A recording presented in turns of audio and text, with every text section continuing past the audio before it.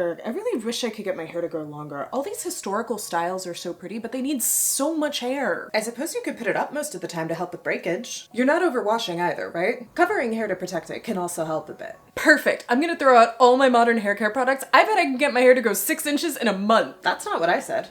Is that what you said? I don't think so. No, that's definitely not what we said. But you gave me advice! Won't that solve all my hair problems? We never said that. I used to be a hairdresser, which was probably 50% actually doing things with people's hair and 50% giving advice to them about how to take care of it themselves. So I suppose it's not that surprising that when I made an unexpected career pivot into fashion history, I did not stop giving out the hair advice. Welcome to SnappyDragon. I'm V, modern lady who likes old clothes and hairstyles. As historical fashion and hair care have become more and more talked about outside of reenactment circles, I've started to see some common misconceptions about the history of hairstyling going around. I want to bring in both my experience as a hairdresser and a dress historian to help clear them up. Here are the 5 biggest mistakes I see people talking about with historical hair care, why they happen, and what to try instead. Part of why I think fashion history is more talked about now is, well, the internet. You used to have to be a lot more intense with your research to turn up things like how medieval people took care of their hair, and now it's just out there on the internet for anyone to learn about. Heck, much of my sewing knowledge was learned from the internet, and in that vein, I am delighted to say this video is sponsored by Craftsy. Craftsy is an online community of creative, like-minded makers offering over 2,000 inspiring classes for all skill levels. Their classes have step-by-step instruction in more than 20 categories from sewing and quilting to baking and cake decorating, and so much more. Members get unlimited access to thousands of inspiring classes, exciting projects, and mouthwatering recipes, plus helpful downloadable resources to make learning easy. My watch list right now has a couple sewing classes. I want a good casual pants pattern, so I'm excited to see the palazzo pants instructions in Designing Your Wardrobe, Drafting Pants. Plus, it's time for me to sew a new batch of modern undies, so lingerie essentials, boy short panty styles should be super helpful. But there's so much more than sewing on Craftsy, so I'm also taking Baking with the Gluten-Free Girl. I'm not gluten-free, but I have friends who are, and I want to make sure that I can bake for them as well as for anyone else. The first 1,000 of my subscribers to click the link in the video description will get a full year of premium membership to Craftsy for only $1.49. This offer is valid for new members only. Ooh, do they have hair braiding classes? I don't think so. Maybe you should make some. Hey, do not go putting more things on my plate. The first big error I see people stumbling into when they get interested in historical hair care is neglect. A lot of the discussion around historical hair care is tied into what's called no poo, a shift towards washing hair less or with gentler products. I've done a video tracing the history of how daily hair washing became a thing. Click up over there if you're curious. It's true that historical hair care often involves fewer products or steps than modern hair care. The washing is less frequent, and the products are often simpler, like single ingredient oils or pomades that could be made at home. In this way, it overlaps with the no-poo method. But historical hair care is still hair care. While many people's hair is better off with not being washed every day with strong shampoo, there's a world of difference between that and totally neglecting your hair. The thing about skipping shampoo is that your hair, and most importantly, the skin under your hair, still needs cleaning. So if you stop washing with modern hair care, but don't use anything to replace what it does, your scalp is likely to get kind of flaky and uncomfortable. Likewise, if you ignore your hair and don't detangle it, it will detangle and then mat, unless you have a texture that will form freeform locks. But I thought you said medieval people didn't wash. We already made that video. And honestly, I'm not even sure I'm happy with that research anymore. If you do want the source notes, not for that video, but for nearly every other video I've made since, you can get those by joining patreon.com/SnappyDragonStudios. Or, join and contribute to the tea and blanket funds. That's nice too. Luckily, historical hair care methods accounted for the scalp issues and tangles. Medieval no-wash hair care involved daily combing with a very fine-tooth comb, including gently running the comb teeth over the scalp to exfoliate the skin and distribute the natural oils. Early modern hair care was similar, but sometimes the scalp was also rubbed with linen cloths to clean it. 18th century hair powder is very similar to dry shampoo in that it absorbs excess oils. Plus, daily combing or brushing was still expected. And from the 19th century, when the Bengali British entrepreneur Dean Mohammed introduced hair washing with scalp massage to Western fashion, cleaning the scalp with water or cleansers and massage became a regular, though less frequent, part of hair care. So if you're gravitating towards historical hair care as a way to simplify or be more gentle with your hair, just remember that your hair and scalp will still need care, and think about the different methods for working this step into your routine. Similarly to why people take up a no-poo hair care routine, there are plenty of people who turn towards historical hair care because they find modern hair care methods and trends to be too much work, too harsh for their hair type, or otherwise just not good for them. So the next big error, thinking older hair care is automatically better. If someone's hair responds badly to what's currently considered the right way to care for hair, there's a temptation to throw metaphorical babies out with, well, bathwater. But the usefulness or value of anything, clothing, hair care, cleaning products, is not determined by its oldness or newness, or being common or uncommon or anything like that. What works for your hair is going to be unique to you, depending on your hair type, your preferences, how you like to wear your hair, your profession, how you spend your time. Someone with my hair type who works outdoors, swims for exercise, and doesn't dye their hair will need a really different routine than me. The great thing about being able to look to history in this age of the internet is that instead of only having access to the methods common to your time and place, you can learn about methods from all of human history. And that includes recent history and the modern era. What really matters when choosing hair care products and methods is not how old they are, but whether they suit you and your needs. So what works for your hair might not work for my hair. Okay, this is a different situation. You've been making me use the same products as you this whole time. We have the same hair. Literally the same hair. It's easy to think something must be better than the options we're accustomed to because it's different, like being a historical practice or from another place.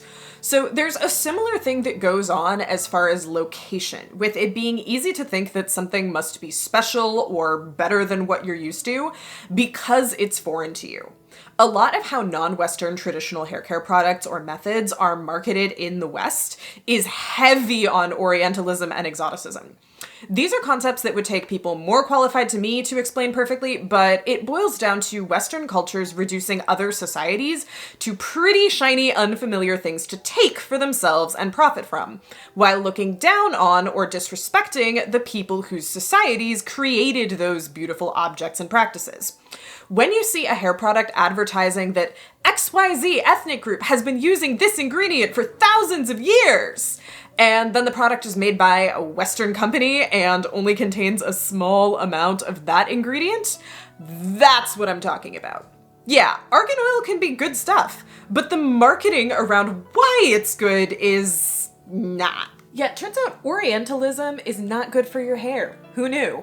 Which brings us neatly to the next big historical hair care mistake: getting pulled in by marketing hype. We often think about marketing hype as it applies to products, and historical hair care is often less product-centric than modern hair care. But that doesn't mean there's no marketing or hype involved. This can apply to methods and ideas, and the people promoting them too. And I say this fully aware of the fact that I am a person who gets paid from going on the internet and talking about historical hair care. A lot of the X thing is inherently better because it's older, natural, simpler, from another place, is intended to sell you on something, whether it's an item or an idea. Even if you're not being asked to buy something, you might be asked to buy into something. When you encounter something using that framing, think about who benefits from it.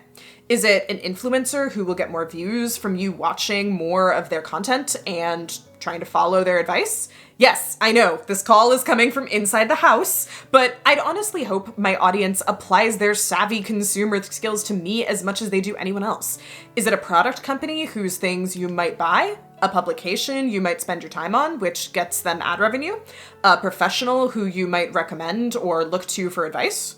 Just to be upfront, we get your time and ad revenue. We like recommendations too, though. I think they know that.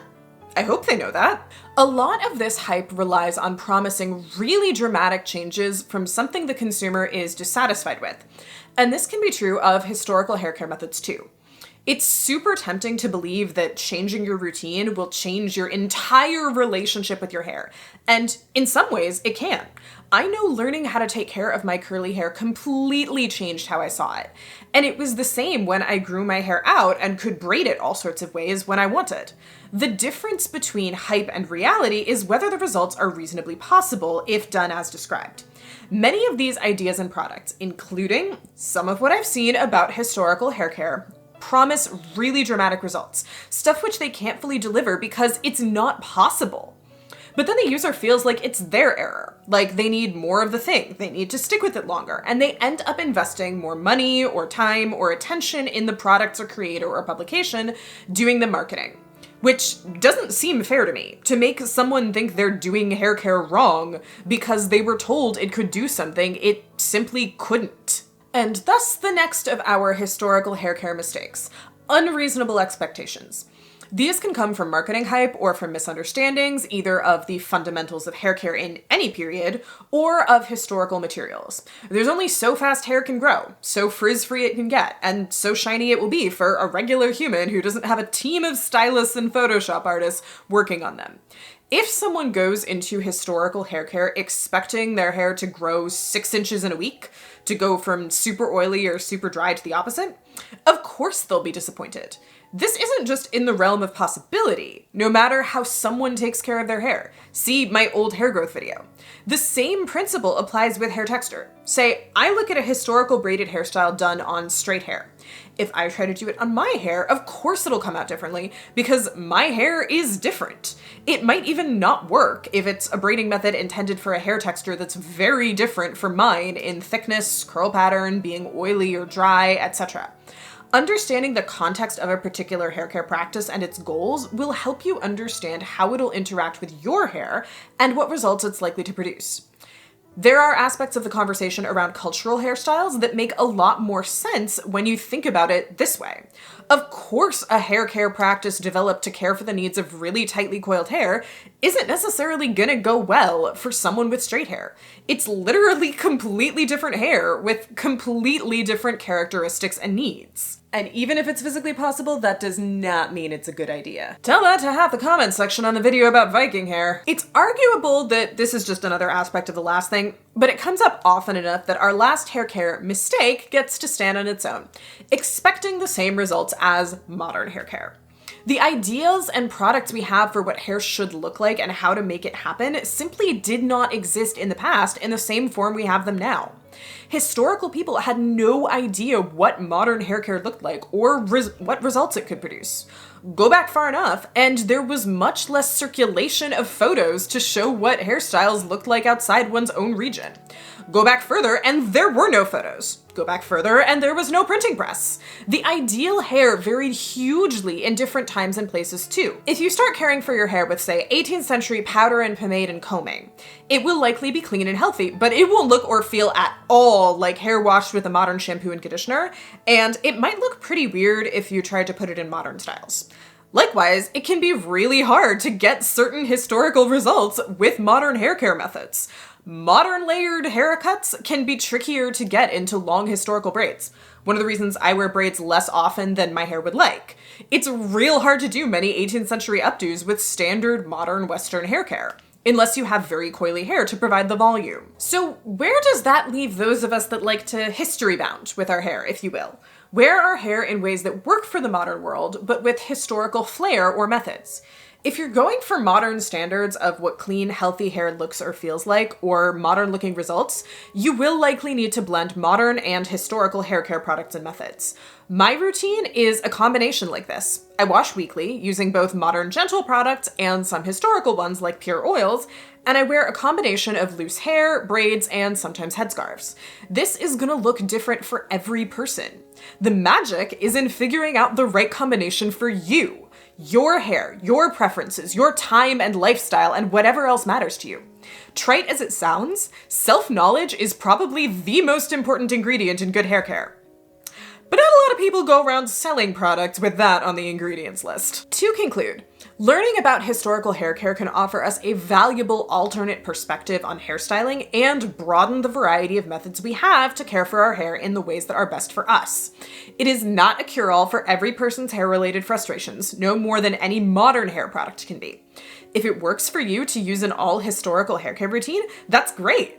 And if you like knowing about what people used to do while you appreciate having all the modern products, that's great too. So is everything in between. It's your hair and no one else's, and the same goes for how you take care of it. Tell us about the biggest hair care lesson you've learned in the comments, click the like button to tell YouTube you had a good time, and subscribe for more historical hair care plus sass.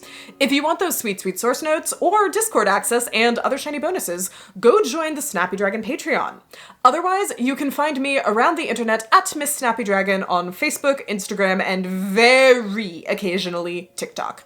Happy hair caring? Hair caring? Aren't you supposed to be good with hair and words? You're lucky I don't use hairbrushes, or I'd throw one at you right now.